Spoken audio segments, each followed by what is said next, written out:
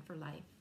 And just to give you a little insight to what this is about, is I take design principles and I apply scripture to them that help me with my walk with God. And how this all started was the summer before last, I was asked to teach this as a small group along with some brush lettering. And while the brush lettering lessons didn't always coincide with the design principle for that week, our final project had to include these design principles, and it all came together as one piece, a unified piece. And so today I would like to talk about contrast.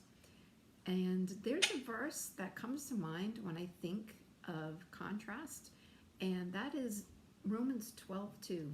Do not be conformed to this world, but be transformed by the renewal of your mind, that by testing you may discern what is the will of God, which is good and acceptable and perfect. If there's one thing that I've learned from Bob Ross, is that in order to show dark, you need light, and in order to show light, you need dark. So for some reason that just struck a chord in me, and it's always stuck with me, and I always just remembered that. And anytime I want to highlight something in a piece of art, I'll use color or I'll use texture to highlight and to make that item, that object, stand out. So when we're following Jesus, when we're reading our Bibles daily, when we're doing our devotionals and we're spending time with him, we begin to pick up some of his characteristics. And that might look different for everyone, but those characteristics will begin to show being loving, forgiveness, kindness, good, being just general, being good. And when others start to see that in us, they're going to see something different. They're going to wonder, what is different about her? What's different about that person? So when we become conformed to God's word, when we begin to live out the gospel, our lifestyle will reflect that. And we'll begin to live how God designed for us to live. And we can live out the gospel by doing something for the least of these, as in Matthew 25:40, or loving our neighbor as ourselves in Mark 12:31, or love your enemies and do good to those who hate you in Luke 6:27-36.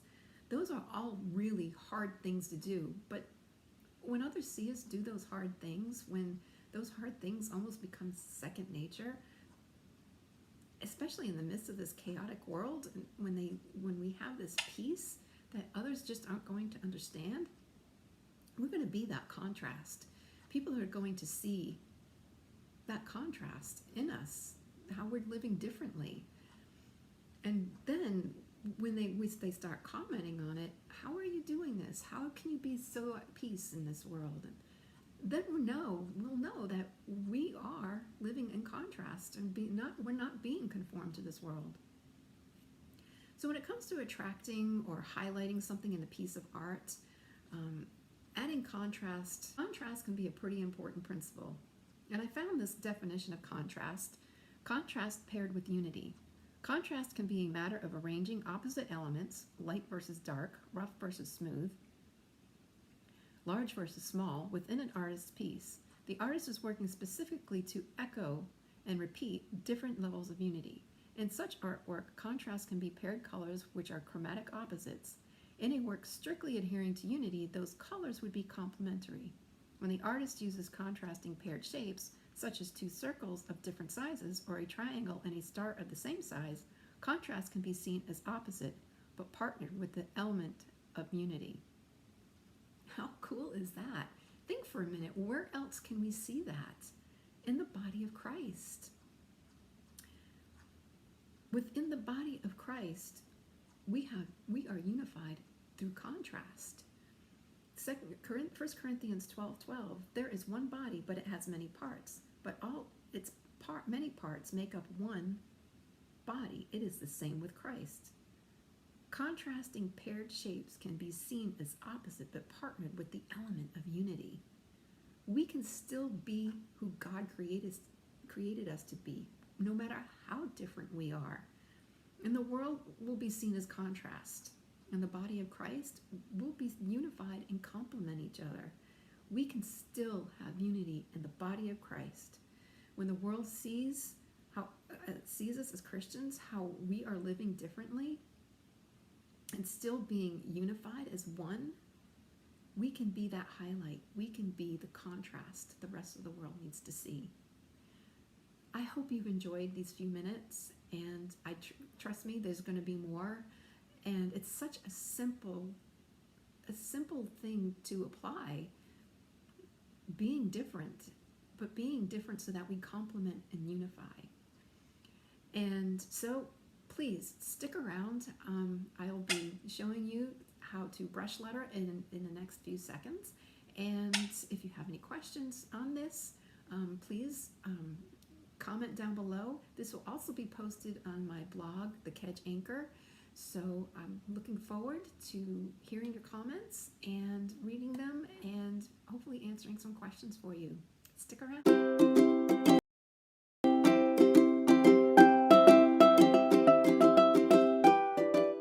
Into some brush lettering.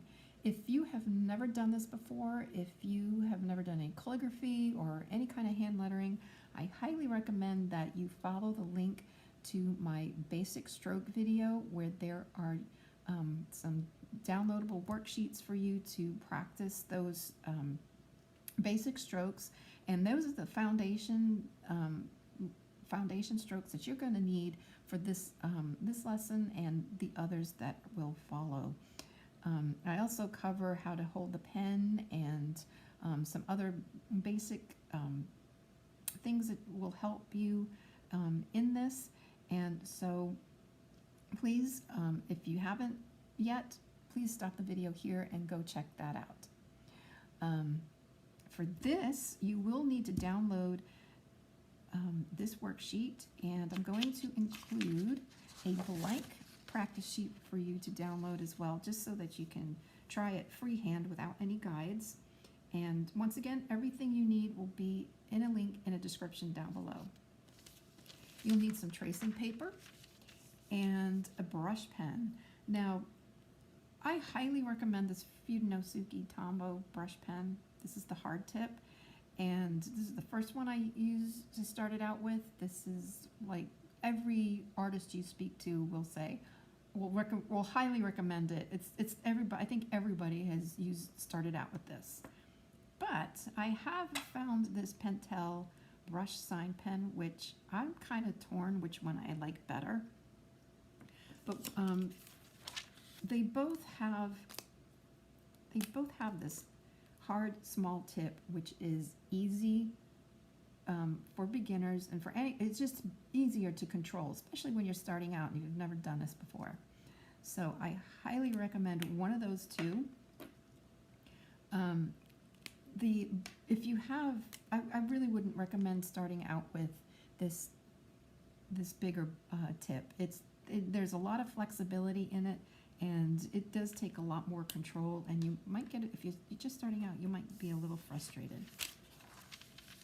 So these first few letters that we're going to be covering, they have the basic thick downstroke and thin upstroke, and that is the contrast that makes hand lettering and calligraphy so pretty. Is those thick downstrokes and those thin upstrokes. So the first thing I want to say is be intentional about where you put your pen, where you start, stop, where you're making that transition. And you're going to start right here at the dotted line. And you're just going to come down really hard, pressing really hard. And when you get to that baseline, you're going to lift up with light pressure and stop back at that dotted line. And then dot your eye.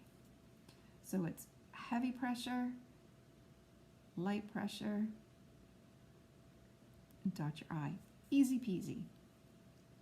Now, you might have a tendency to do this. No flicking. And doing that. No flicking. Be intentional where you start and stop and dot your I.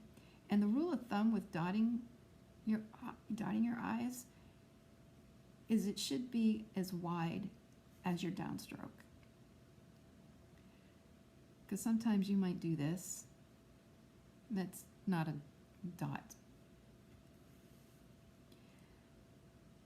It's part of the letter. It could be part of your piece that you're working on. So make sure that it's noticeable. And if you get tired of doing dots, you can make a heart.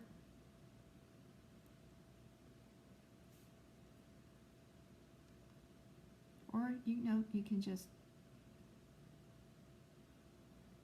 put some little pressure, just like that. And you're probably saying, that looks a lot like a V or a U, which, yeah, it does, and it could be. But the difference between these two letters, the V and the I, is the lead-in. Now, every letter is going to have a lead-in. It's going to look different for every letter, where this here was your lead-in for the I. This is your lead-in for the V. So it's still that thick downstroke. Get to the baseline, ease up, come up to that dotted line, lift your pen, rotate it, and make your tail. So it's down, light pressure up, rotate, and make your tail. And those lead-ins are going to help you keep space. Ooh, that didn't come out so good. Will help you keep space between letters. So it's the thick downstroke, thin upstroke, rotate. Now, some letters, this is one continuous stroke. And there are some letters where you're going to have to pick up your pen to make the next stroke. And the only time I recommend picking up your pen is when you're going to make that tail with this V. So thick downstroke, light pressure on that upstroke, pick it up, rotate, and make your tail. And let me just give you an example of what that would look like if I were to write. Oh, let's see, what could we write? How about very?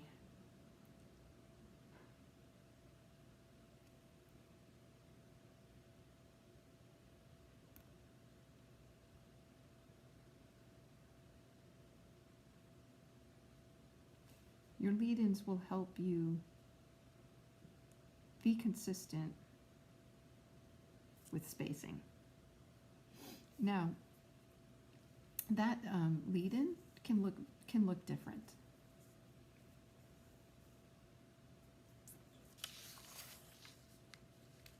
That lead-in can be as simple as that.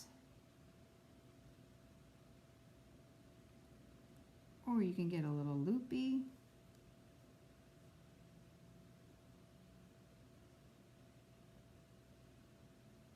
Doesn't have to be a big loop, it can be a small loop.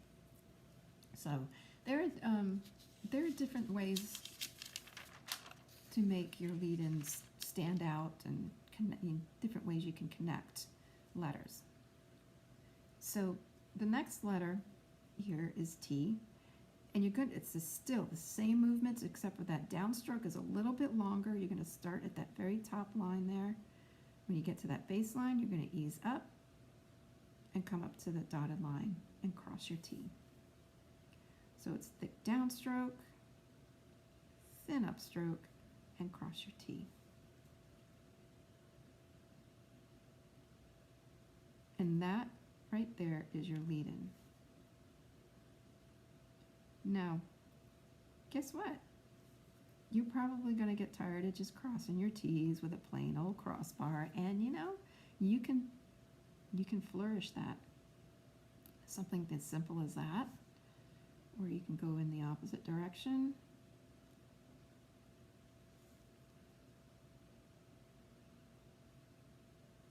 And we'll get into flourishes later on.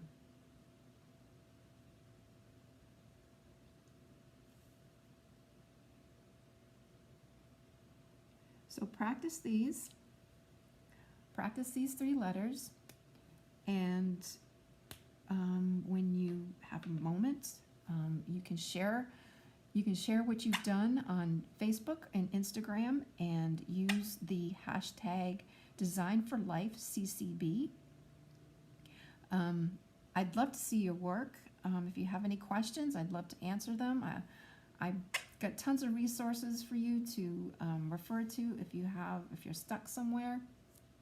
So please leave comments, follow me on Facebook and Instagram, and I really hope that you've enjoyed this today. And please stay tuned, because I've got so many more design principles for you to learn and connect with Scripture.